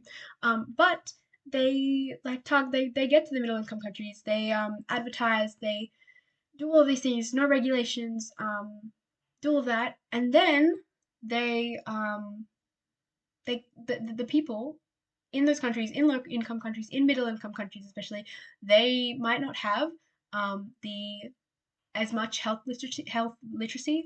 They might not have as many educational and health promotional resources to recognize the weight and the significance of the health risk that's posed to them by these new things that are being introduced to their country. And like I was gonna say that it's not really like relevant now. I'm saying like new things being like introduced to countries, but I mean vaping, right? Like that's not very like ancient now. Like it's a fairly recent example. So that kind of thing. Like there's not enough health yeah, like and also like the health culture, like the health promotion might not be as well received as well because of sociocultural differences as well, and not having again the ability to enforce those messages of health promotion. So that's why like all those things you need to consider for when you're responding to those questions. Then we've got the main five to focus on for factors contributing to variation: sanitation, poverty, access to clean water and access to clean and safe water, global marketing and distribution, and then inequality and discrimination. So a couple of and then the examples that I was referring to before. Then we've got the dimensions of sustainability, and we've got the social, economic, environmental dimensions. And then we've just got descriptions here. I've just described them here, and some examples maybe, kind of, not really. But the key to sustainability is the definition down here. Text box, light blue. Very important information in the light blue boxes. So we've got sustainability is ensuring future generations can access resources to meet their needs without compromising the ability of current generations to meeting their own needs. So we want health. We want our kids to also have health. We want future generations to also have health. So we want health, and we need to make sure that future generations can also have health and access health resources and meet their own needs without without compromising our own ability to access those same health needs and access those same resources to meet our own positive health outcomes as well. We've got human development, human dev, and the HDI. We've got the dimensions and the indicators down here. So these are the indicators in blue, or in blue, periwinkle blue. We've got the life expectancy at birth being related to this dimension, and then these two are related to knowledge, and then gross national incomes, GNI per capita, being related to decent standard of living. Obviously, like this kind of obvious, these ones. There are links in between, so there's a few more steps in getting to decent standard of living from gross income, but there's also not, because we've seen how the cost of living has rose and how the standard of living has been impacted. So yeah, not much of a gap in our link between nowadays, but just knowing that when you're responding to a question and when you're writing out your answer, that you need to talk about an extra example, and you need to have an extra link between GNI and standard of living. I think I'm running out of battery. That's not good. Oh no. We've got the advantages of the HDI here, expressed in a single statistic, so enabling easy comparison, easy to measure a country's progress over time, and then considers factors beyond just income, and then presenting a more comprehensive view of human development. We've got the disadvantages down there as well. Okay, then we've got key knowledge, key skills. Hopefully you'll be able to read that. I'm trying to beat my charger needs. I might phone a friend to get my charger, but in the meantime, we can look at the pretty SCGs. But these are the ones, luckily we don't need to know all of them. And so then we've got, so what are the SDGs? So I'll let you have a brief read while I holler for a charger.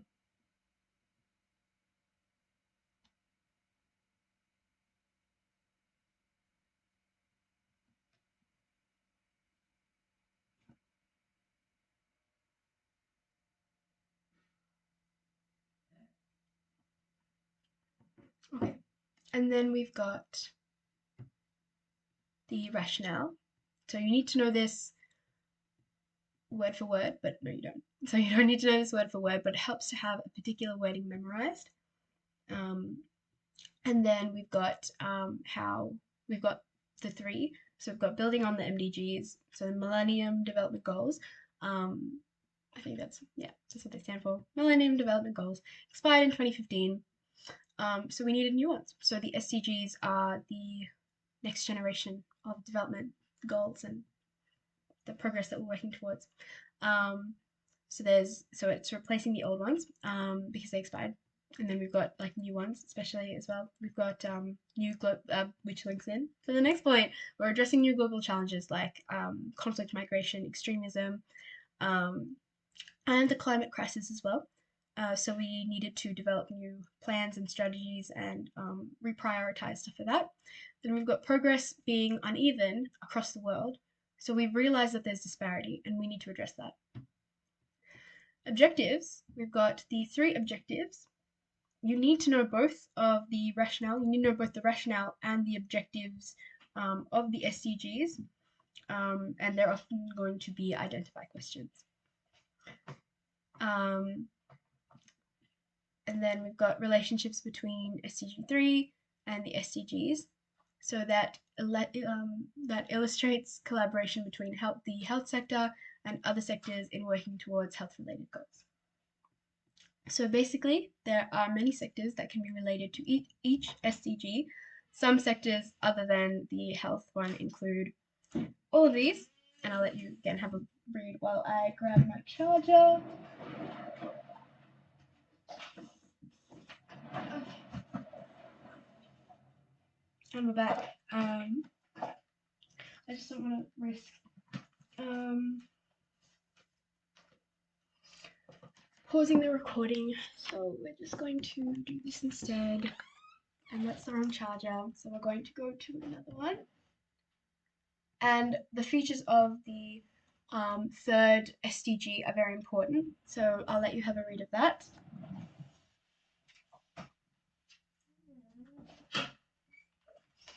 And we're back. Spice up the bit of excitement for the plot thickens.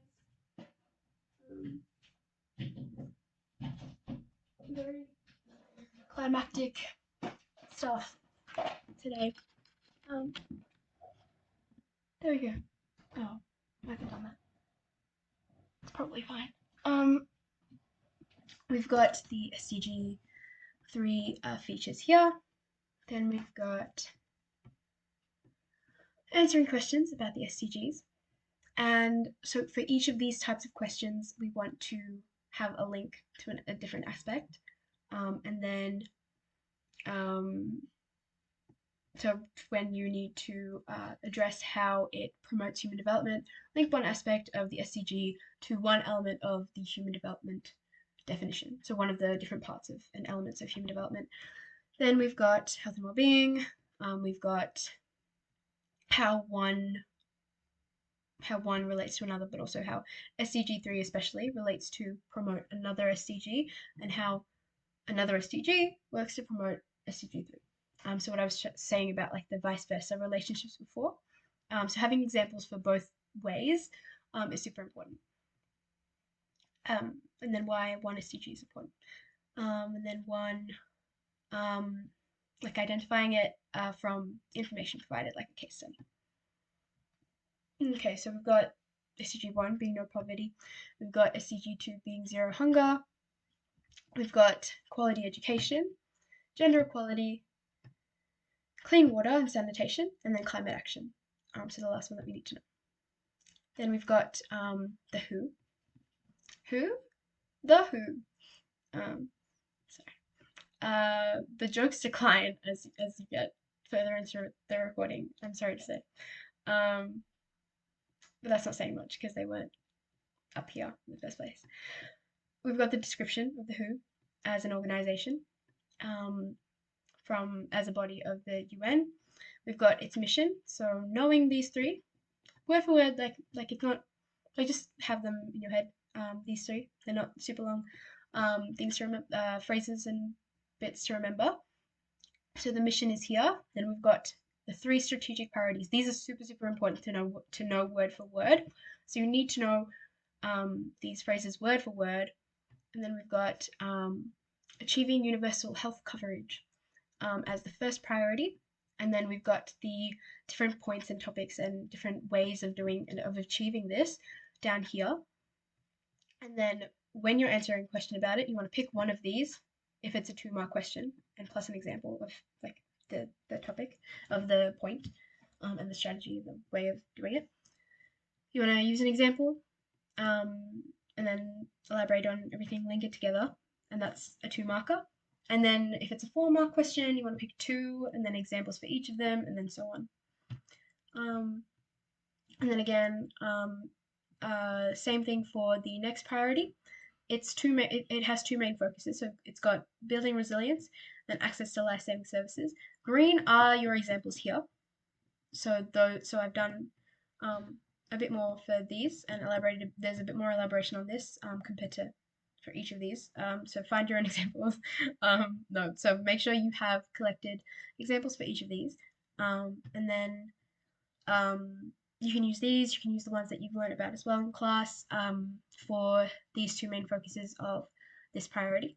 And then if it is a 2-mark question on one topic, write about 2 different examples. So what I mean by that is if it's a 2-mark question, but it's on like building resilience, which I don't know if that'll come up a lot, but if it is on building resilience, and if it's on a specific focus, then definitely go into like it in more depth as you do and use 2 different examples just to hedge your bets and make sure you're getting like you're maximizing your marks. Okay, then we've got examples and links for health emergencies. So natural disasters and then outbreaks of communicable diseases as our 2 sort of like factions. Flowchart here for your convenience. And the message is overall the WHO can only address the health emergencies that they have a bearing over. Okay, so then our third, last but not least, priority of the WHO is promoting healthier populations. So we've got our topics again here, and again, talk about for 2 marks versus 4 marks versus 6, 8, blah, blah, etc., etc. Then we've got a couple of slides about some of these. So we've got our first one, so improving human capital across the life course. We've got a slide on here. So that's sort of the definition of human capital, like what it sort of means. Oh, this is annoying me. I should fix this. And then we've got the WHO and the current focus being children, adolescents, and women, as these are the most disadvantaged groups when it comes to employability. So they're really focused on equity, which we love. Equity is the way to go, and what's super important in health and health outcomes. Equity, equity, equity everywhere. So that's a soundbite. Okay, so then we've got from the WHO a little message from the WHO. People are at the peak of their potential ability at early and later childhood and adolescence. So we can look at the graph here as well to see that. So that's why the WHO focuses on these population groups to promote healthy populations. Then we've got tackling antimicrobial, again, the formatting. But yeah, I'll fix that for next time. Tackling antimicrobial resistance. Though that's our sort of a description of what that means and like a definition and explanation of what that actually means. So it means that like medications don't work as well because we've used it too much, and it's like they figured out how to bypass it. They know how to hack into our mainframe, despite the mainframe being antibiotics and everything like that. So antimicrobial resistance is also called antibiotic resistance.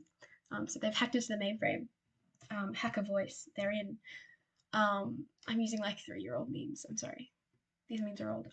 But how it happens: consistent lack of hygiene or overuse of medication. So you're using. Oh my god, why is my battery running low? I have plugged in my PC. I have, I swear. So confused. This is fine. Okay. What the WHO is prioritizing. So research and promoting hygienic practices. Okay, so the WHO works in a number of different ways. Okay, there we go. I fixed it. I'm an IT. Just call me your IT go-to. That means nothing.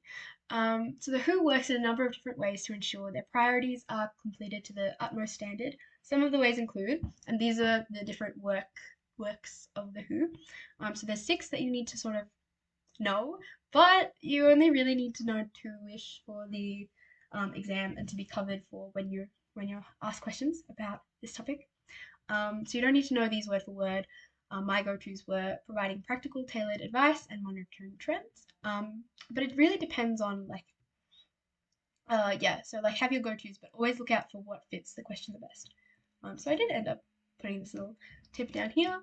obviously like know the name, and like that'll come from knowing the name. So knowing like this first red bit to like prompt your knowledge about the rest. Like if you remember the first sort of bits about each of them, then if you see that one of them that isn't your go-tos would relate better to your question and to your case study that they've given you or whatever they've given you, then obviously elaborate on that and use that. So you don't need to know the different works word for word. That just means that you won't like lose a mark if you've not said this whole sentence, right? When you're identifying the work. It just means that you need to know like sort of the first little bit. And then therefore like you can like you'll remember what it sort of entails and what it covers, and what kind of examples to like relate them to. So conducting research like vaccine research or whatever you need to use in your question. Um, so obviously having your go-tos to make it easier, to decreasing that mental load, becoming more like muscle memory in knowing what to write for each question, but also remembering that like you need to know a little bit, or like you need to know the names, um, not word for word definitions, but like just the names of the other ones as well, so that you might need to use them for when the question works better with one of them, one of the other ones that aren't the ones that you always go to. So must name the type of work in your response. You have to name the type, but you don't have to do it like completely word for word definition. Then we've got you just need to be able to describe it. Then we've got the emergency, bilateral, and multilateral types of foreign aid. So those are the descriptions down there. And then we've got the priorities. Oh, again, that formatting. That's it hurts me. It does. Oh, we're running out of time, guys. But we've got the priorities of Australian foreign aid down here. So they're different features. You can remember them with the acronym BEIGE A. So you must know these verbatim. So you need to know them like word for word. So as part of the key skills, you have to be able to understand these and identify these from the question, from the STEM, from the case study, from the type of foreign aid that's described, and explain how they are reflected within that type of aid that's being given to you in the question. So the types of partnerships that are involved below. Yes, and then we'll keep going. So we've got the priority area, and this is like a slide that'll give you some examples, and those are like the buzzwords here, and any other buzzwords that you've been specifically pointed out in class as well. To know them very well is important as well.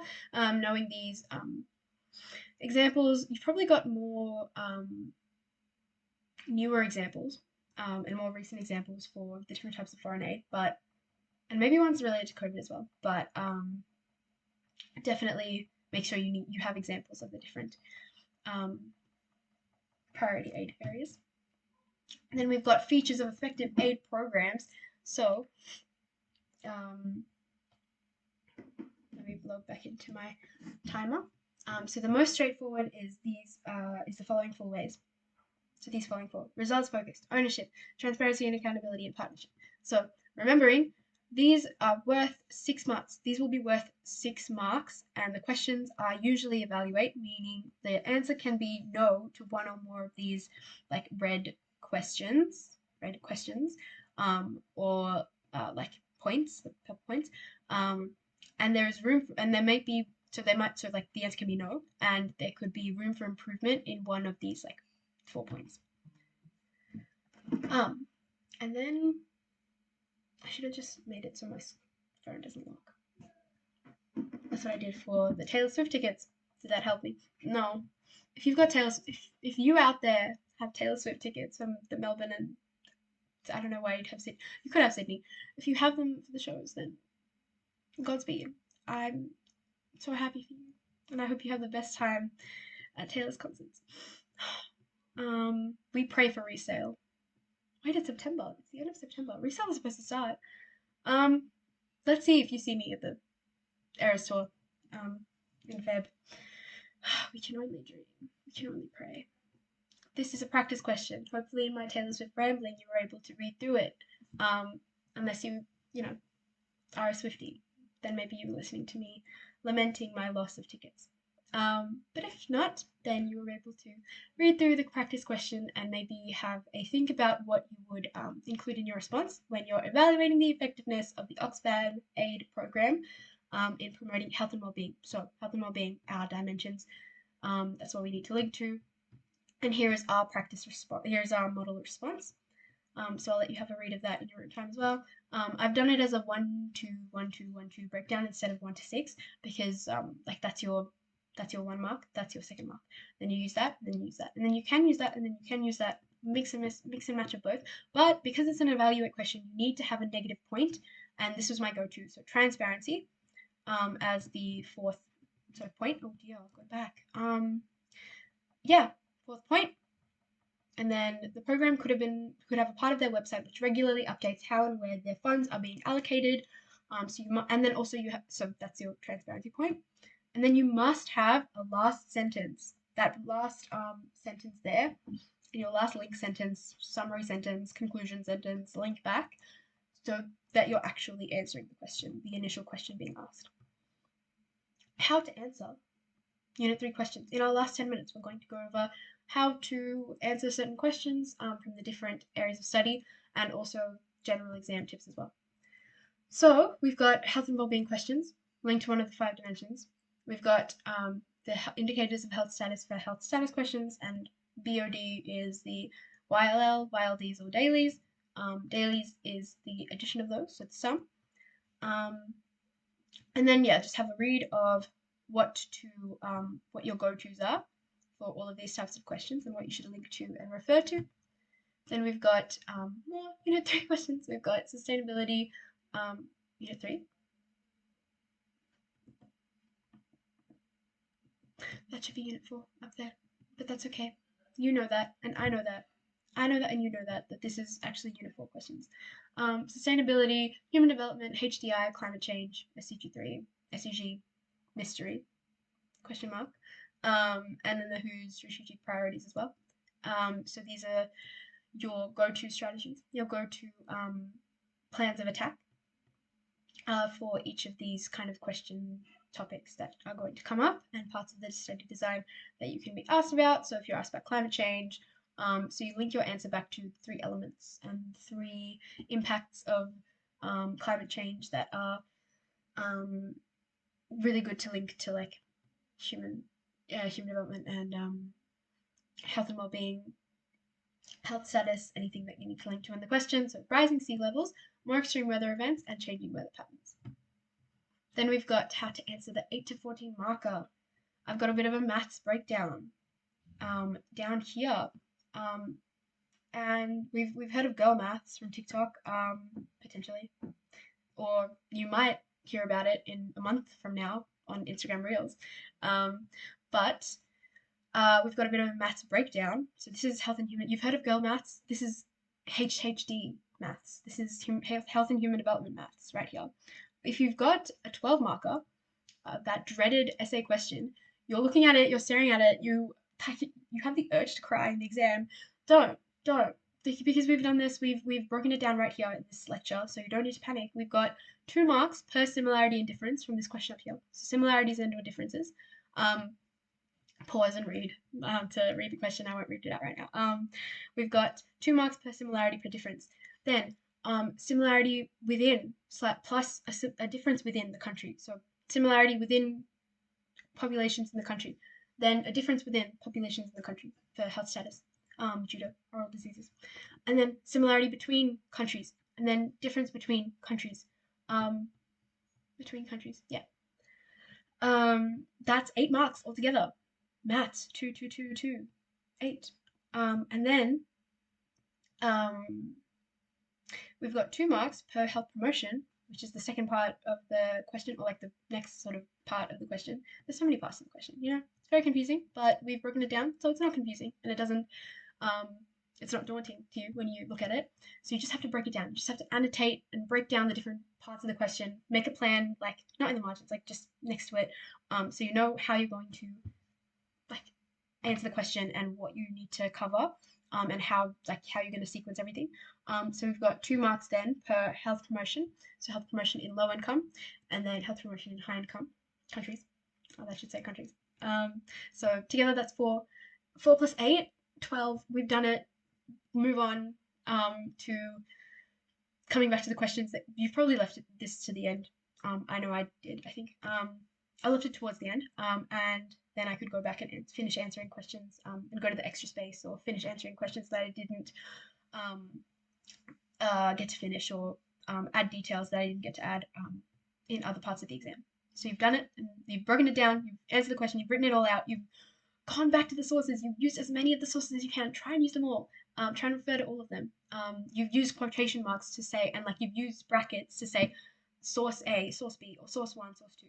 Remember that, that's super important. You've signposted everything, you've done the paragraphs, you've done the paragraphs that make sense, you've made it all cohesive, you've written it in the right order, and now you can move back. You've moved on. You've left the 18, no way, the 8 to 14 marker behind you, and you can go back to the other questions in the exam. You've got your list of examples here. I know I keep clicking my lips, clicking my tongue. It's just a habit when you talk too much. You've got your list of examples, disease examples here. So the different categories as well. And that's going to be super important when you want to relate to like sanitation versus like and like ventilation, like poor ventilation in an area, or crowding or overcrowding versus like clean water. So knowing that, how much time do we have? 5 minutes, 4 minutes, something like that. So how to answer when you have a brain freeze. We've all been there. We've all been there. We just freeze, like our pens like this, and you're like, no, I had a line of thought. Where was I going with this? This is a good two sort of techniques that we suggest as the ATAR Notes team, as the ATAR Notes family. We suggest going back and going back to these backup plans and these sort of links to get back on track. And if you're struggling to think of examples and think of links, then funding and also tax, income, all of those, like money, money, money, money, play. I see, this is where I would put the ABBA song as well. Like, if only I had a little soundboard with me. Or I could edit this after, but sadly no. We've got shifting and funding methods, and we have income, tax, economy, like all of those kind of things, and funding, health promotion, funding, infrastructure, all of those kind of things. Like you can go back to money and funding as a very good link fallback and a link backup plan.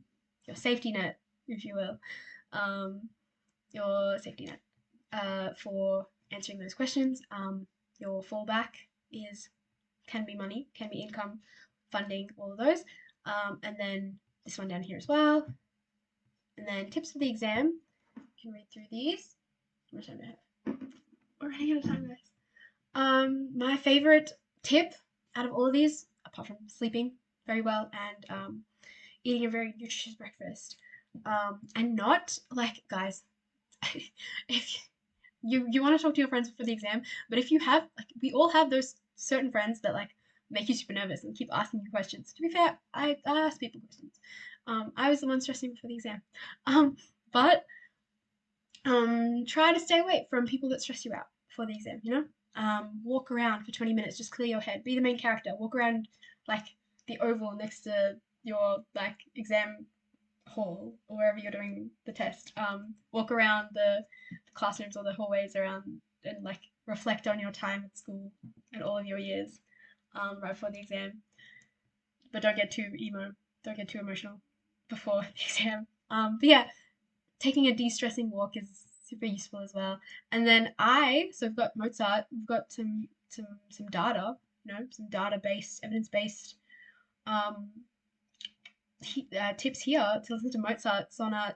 I didn't say that right, did I? For two pianos in D, for recall and application.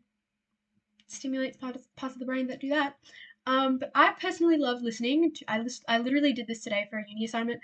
I loved listening to movie scores and background music from like movies and like childhood movies like Narnia, Lord of the Rings, even Robots. If anyone remembers that crazy movie, from the 2010s.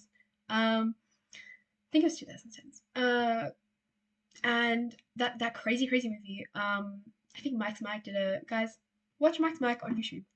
They do. He does really good videos, and I'm running out of time. Blabbering too much, guys. Hopefully you found something useful out of my health and human development and or other blabbering. I love listening to the like classical music, like the background music from the movies, so I feel like the main character. But no, in a less annoying way, to feel like really focused, and to not get too bogged down on um, the like by that point you're kind of sick of saying therefore every second line of your responses, like therefore this does this, therefore health and human, therefore like positive physical health and well-being, and you just want to like lift your spirits. So the music helped with that. We've got more exam tips here. Reading time, use it wisely. Read the exam in full. Allocate the marking scheme. So like sorry, note the allocated marking scheme of each question. So how many marks each, especially the 14, 12 marker. I think we had a 10 or 12 marker. Or no, I think it was an 8 marker. They were nice. Because COVID, I guess. And then determine an order of doing the exam. I did the shorter ones first, and then I went to the longer mark questions. Then some marks, lines per mark here. Physical paper. So write outside of the lines, but don't go over the margins. This is a handy guide of how you should use the extra space. So on the actual question page, and then when you get to the back, so you need to note it down. So say that back page from this end of the question on the actual page of the relevant page. Then go to the extra page and then label what the question number was. Yeah, start with the shorter questions first is what that says. I think I'm over time already, but you can stay for a couple minutes. Read everything during reading time. Don't be that person. Don't be this person. Don't be this guy. Don't be this guy. Although I love the color of that jumpsuit. You know, jumpsuit. Yeah, athletic wear. Don't be this guy. Don't forget. Don't not read a question at the back of the paper page. If you see a question you know is supposed to be an even number of marks and it's odd, go the number above. So if it's a 5 marker, go make it a 6 marker. Write it as if it was a 6 marker. Then the example down the bottom. Then we've got some more tips. Then we've got, make sure everything's super clear for the examiner. And then your last tip, sometimes you can make an initiative up. They're not going to fact check every initiative. Please don't do that. Please don't, like, it's harder. It's harder to do that. It's harder to make something up. That's only if you forget. It's really hard to do that, so make sure you have, like, your initiatives. And you know how to link it to everything you need to link it to. These are some inspirations for, this is some inspiration for revision. Like I said, SDG3 to SDG4 and then SDG4 back to SDG3. Evaluating, these are the criteria that we used, that we talked about as well. And then funding, Medicare funding, like those kind of little sticky notes. And I use like big, you know, the big cue cards, like the big system cards. That's what I used for like bigger ones, and then I'd cut them in half for smaller ones, for smaller content points. Tables galore, tables everywhere. Use them to revise everything. The dietary risks, the models, your smoking, your case study, and then Indigenous health and Indigenous Australian health and Ottawa Charter. And then we've reached the end. Thanks for watching, everyone, and all the best for the grind to come, which you can, like, I should have said something more because you can all read. We're all cheering you on. We really are. The A-Town Notes family is cheering you on. Yes, and don't forget at the start we had some info about our different resources. Take a look at our website, and yeah, utilize all of our resources on there. If you're taking our classes as well, like it'll get to our revision classes soon. Private tutoring as well, like your tutors will be getting down to the last few lessons of and last few revision sort of sessions. But yes, all the best. And if you have any other questions, I think you can email me. I think my email is somewhere in the slides, maybe somewhere down below. If it's not, then remember to use the live chat function to ask me any questions. Okay, bye everyone.